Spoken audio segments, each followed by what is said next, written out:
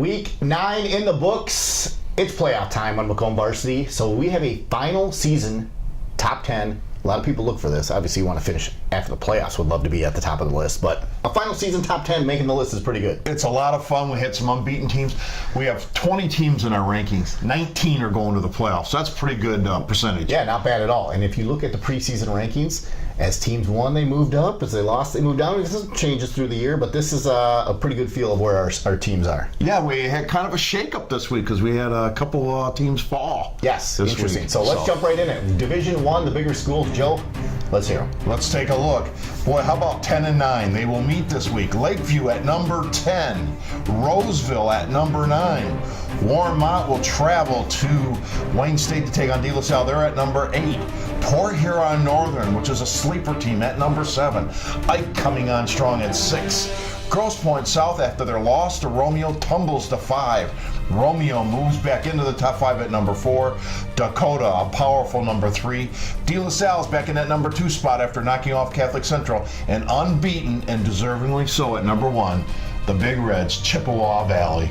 Well, there will not be any easy games now for any of these teams as we start no battling. locks. So, yeah, next week could see. How are we gonna do this? Playoff top 10? What are we doing? Playoff top. You know what? We're going to have to sit down and talk about this. Stay tuned. Let's talk to Stevie B. Yeah, He's we'll do always got an idea. He's got do those that. half points working. That's Division 1. Let's take a look at the smaller schools. Their top 10. Joe, go ahead. Let's go with it. Marysville, who will miss the playoffs, lost a close one to Centerline last week. They're out there, but they're at number 10.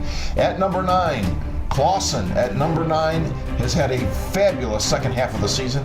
The Centerline Panthers, congratulations, Ben Torres has the Panthers back in the playoffs since first time since 05. Number 8, Lakeshore tumbles again after losing to Lakeview. They're at number 7. Marine City 6. St. Clair's on a monster roll at 5. Michigan Collegiate, after losing last week, drops to 4. WW Tower, their first loss, drops them from 2 to 3.